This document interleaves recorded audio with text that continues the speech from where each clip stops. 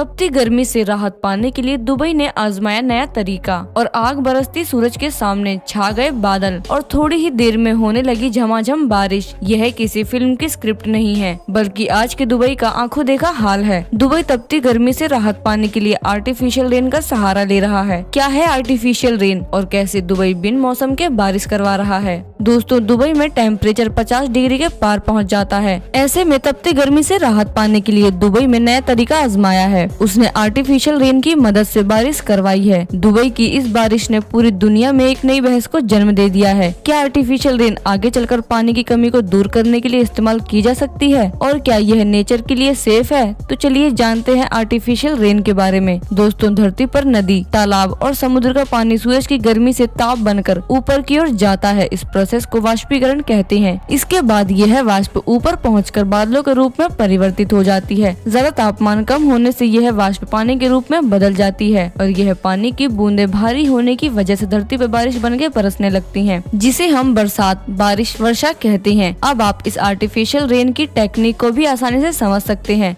दोस्तों, artificial rain के लिए क्लाउड सीलिंग टेक्नोलॉजी का यूज किया जाता है। क्लाउड सीलिंग टेक्नोलॉजी वैसे तो काफी पुरानी टेक्निक है, लेकिन अब इसके पैटर्न को थोड़ा चेंज किया गया है। पहले बात करते हैं ट्रेडिशनल क्लाउड सीलिंग टेक्नोलॉजी के बारे में। इस टेक्नोलॉजी में वायुमंडल में हेलीकॉप्टर या विमानों के जरिए कुछ रसायन केमिकल जैसे सिल्वर आयोसाइड, पोटेशियम आयोसाइड और ड्राई आइस का छिड़काव किया जाता है। यह कण हवा में मौजूद पानी की वाष्प को आकर्षित करते हैं, जिसकी वजह से पानी की बूंदें एक दूसरे से जुड़कर भारी हो जाती हैं और यही बूंदें बारिश के रूप में बरसने लगती हैं। केमिकल के छिड़काव, बादल बनने या फिर बारिश होने से यह बस कुछ ही मिनटों का खेल होता है। आमतौर पर इसमें 30 मिनट का समय लगता है। हालांकि बारिश होने में कितना समय लगेगा यह इस बात पर निर्भर करता है कि केमिकल का छिड़काव वायुमंडल की किस सतह पर किया गया है। लेकिन यह टेक्नोलॉजी काफी महंगी भी पड़ती है। एक रिपोर्ट के अनुसार 1 वर्ग फुट बारिश करवाने के लिए करीब 30,000 रूपए आती है और यह सेफ भी नहीं होती, क्योंकि इसमें कई केमिकल्स का यूज किया जाता है। इसी वजह से बारिश का पानी भी खराब हो जाता है। लेकिन इस समस्या से भी निपटने के लिए दुबई ने एक नई तरकीब खोज निकाली। इस तकनीक में दुबई ड्रोन की मदद से बारिश करवाता है। चलिए आपको इस तकनीक को भी समझाते हैं। इस तकनीक में बादलों को शॉक लगाया जाता है। जी हाँ, यह सुनने में आपको थोड़ा अजीब लगेगा, लेकिन इस तकनीक में ऐसा ही किया जाता है। इस तकनीक के जरिए बादलों को इलेक्ट्रिक शॉक दिया जाता है। दुबई में बारिश के लिए बादल अच्छी खासी मात्रा में मौजूद होते हैं। ऐसे में ड्रोन चार्ज रिलीज करके पानी की बूंदों को एक साथ जुड़ने में मदद करता है। जब यह बूंदें बड़ी और भारी हो जाती हैं, तो वहाँ बारिश हो जाती है। इस प्रोग्राम की डायरेक्टर आलिया अल मजरोय ने बताया था कि इलेक्ट्रिक चार्ज रिलीज करने वाले गैजेट्स ड्रोन को हवा में ले जाते हैं और यहाँ बादलों में हलचल पैदा करते हैं, जिसके बाद बारिश होती है। जिसके लिए पहले यह देखा जाता है कि आखिर बादलों की स्थिति क्या है। जैसे ही बादल बनते देखे जाते हैं, तो इन ड्रोन्स को लॉन्च कर दिया जाता है। ऐसा भी नहीं है कि हर बार ड्रोन चार्ज देने पर बारिश होती ही है, लेकिन ज्यादातर मौके पर बारिश हो जाती है। दोस्तों, चलिए अब हम जानते हैं इस आर्टिफिशियल रेन का भारत पर क्या प्रभाव पड़ेगा। आर्टिफिशियल रेन भारत में बहुत ही इम्पोर्टेंट रोल प्ले कर सकती है। भारत की अधिकतर आबादी खेती से जुड़ी हुई है और बारिश किसानों के लिए बेहद जरूरी है। लेकिन कई सालों से समय पर बारिश न होने के कारण किसानों की फसल का अच्छा खासा नुकसान हो रहा है। मगर ऐसे में यह तकनीक भारत के लिए एक वरदान साबित हो सकती है।